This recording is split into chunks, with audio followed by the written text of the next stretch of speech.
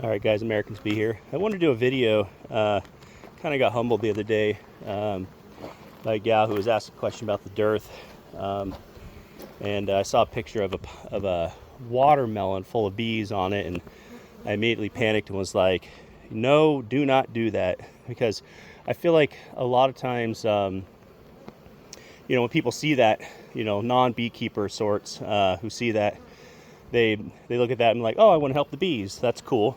And for a beekeeper who's trying to make honey, we do not, absolutely zero tolerance, for what that's worth to for non-beekeepers to try to help the bees, feed the bees, that kind of stuff. And so that was kind of that initial kind of outburst for me, if you will.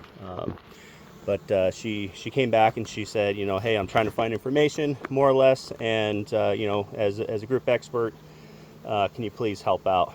And so I was marking down or writing down, symptoms of dearth. As you all know, or might not know, but we have two dearths basically. A dearth is just lack of resources by definition. We have a hot dearth and a cold dearth. Hot dearth is summer. Typically in this area in Tri-Cities, it's July, August, maybe into September, and then obviously winter, when the bees, it's too cold for the bees to forage or attempt to, and they kind of cluster and just keep warm. So that's a dearth. The cold and hot has nothing to do with the dearth itself. Dearth is just lack of resources. So one way to easily tell if you're in a dearth or a significant dearth is, when you're inspecting your hive, pull out a frame, and if nectar's dripping from there, or if you kind of gently like shake it upside down or like on its face, and nectar falls out, that nectar is most likely from that day, or maybe the previous day, depending on how early in the morning you are.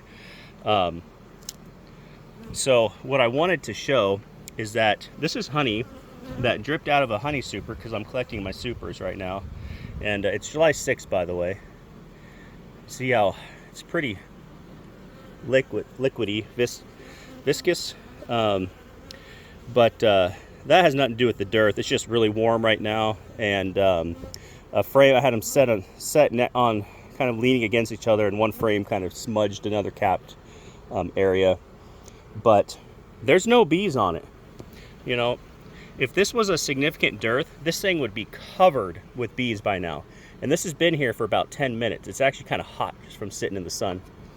So that's one of the biggest. See, there's a bee there. She might come. Okay, yep. Okay, so you got one. That's, whatever. If this was a significant dearth as of today, and it's July 6th, by the way, of 2025, that would be covered in bees. Now, out of this colony here, I was shaking nectar out of that one. Not a lot, just a little bit. It was dripping. And so I wanted to kind of, it's good honey. Wanted to make this little short video to kind of give you an example. And these girls are bringing in a ton of pollen. I don't know if stuff's just late, but I don't feel like I got as much honey as I did last year for a couple different reasons, but they're still making honey. So I'm on a time crunch. I'm leaving in the next on the 15th, so 9 days for a couple weeks. So I got to get this done now, and anything left over will just be left over for them. And I did give this one pretty much a whole box of foundations on top, because the second box was more or less full, other than maybe a couple frames or so. So I took that box of honey, which was this one here, I believe, or maybe it was another one, I don't know. Gave them a box of foundations. So you can see they're just kind of scoping it out. They know it's there, but they're not really interested in it because there's actual nectar coming in. So anyways, hope that helps. Again, I do apologize to that lady for kind of snapping at her, and I did on the post. But anyways, have a great July.